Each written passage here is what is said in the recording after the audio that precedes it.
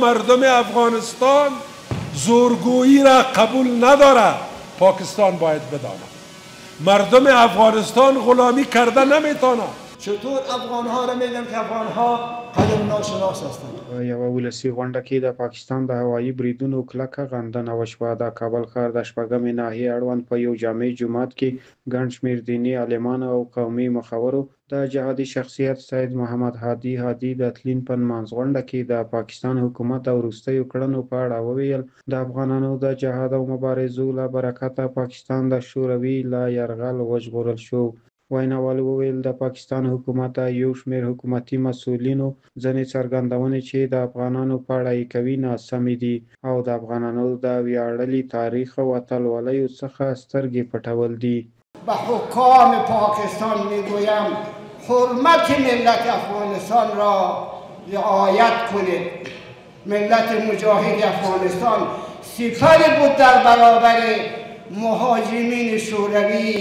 اگر این ملت صد از بدن خود از پیکر خود در برابر تهاجم شوروی لشکر اشغالگر شوروی ایجاد نمیکرد، شما در برابر آن قادر به مقاومت نبودید.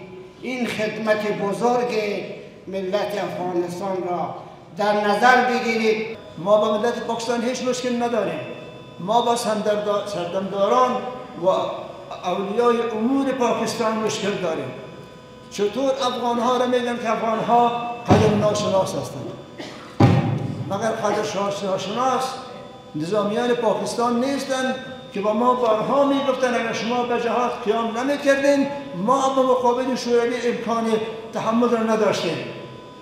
قصد نظام شوروی تنها افغانستان نبود، با آبهای گرم میخواستن خود را برسانند. جلوی پیشرفت ما مجاهدین افغانستان، این شهدایی که اینجا میبینیم نمونه از 2 میلیون شهید است که افغانها در راه خدا و در راه دفاع از خود و دفاع از دیگر کشورهای همسایه قربانی دادند. بناحق بانجویی میکنن، نمیگذارن که ملت افغانستان آرام باشه. ما با یک کلمه میگم، ما در پاکستان خودم 14 سال زندگی کردیم. در خلال 50 سال تمام حوادث ناگواری که در کشور رخ داده یک طرفش پاکستان بوده. متاسفانه چرا پاکستان افغانستان قوی را دوست نداره. پاکستان افغانستان مرفع را دوست نداره. پاکستان افغانستان باوقار و باعزت را نمیخواه. ولی این را باید درک کنه که شکستاندن قامت‌های استوار این ملت کار ناممکن نه بلکه مستحیل است.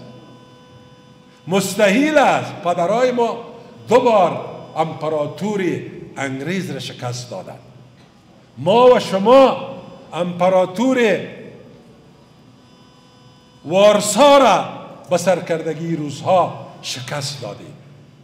برادرای ما مجاهدین امارت اسلامی ناتو به سرکردگی امریکا را شکست داد. این ملت از جنگ نمی ترسه ولی هیچ وقت جنگ را نخواسته. در 50 سال اخیر همیشه جنگ بالایش تحمیل شده. ما با تمام ملت افغانستان و با تمام مردم نجیب افغانستان امی مجده را میتونم که هیچ کسی نمیتونه از راه جنگ اراده ما را تسخیر کنه. هیچ کسی نمیتونه از راه فشار مردم افغانستان را تحقیر کنن تابع خود بسازه. هر قدر تاریخ گواست، هر قدر که فشار و جنگ بالای مردم ما زیاد شوه مقاومت ما بیشتر میشه. این طبیعت مردم ماست بدون استثناء مردم افغانستان زورگویی را قبول نداره. پاکستان باید بداند مردم افغانستان غلامی کرده نمیتونه. از گرسنگی میموره ولی غلام نمیشه. طبیعتشان است. نمیشه طبیعت این ملت آزاده را چنج کرد و تغییر داد. په دغه مراسمو کې د تیرو کورنیو جګړو یادونه هم وشوه چې د پاکستان او ځینې نورو هیوادونو په ملاتړ سره د جهادي تنظیمونو له لوري ترسره شوې وې او د کابل ښار د ویجاړېدو سبب شوې وې. این خاطرات بد هنوز هم آثار و پیامدهای منفی خود را به جا گذاشته است و یک خاطره بدی در تاریخ افغانستان و برای مردم افغانستان است. ما یک لحظه به نظر باید فکر بکنیم، به خود ما بیاییم. معیارهایی که ما را تحقیر کردن، معیارهایی که ما را خرد کردن، معیارهایی که مصیبت را به جامعه افغانستان به بار آورده باید از بین ببریم. د دغه مراسمو ویناوال وویل هیوادوال دې نور هم ملي یووالي ته کار وکړي او د نظام ملاتړ دې وکړي. اگر ما وحدت را به عنوان یک استراتژی نه به عنوان یک تاکتیک و به عنوان یکی از اصول اساسی اسلام و واجبات و ضروریات دین در نظر بگیریم، به عموم میزان میتونیم کشور خود را به طرف توسعه و انکشاف راهنمون شویم.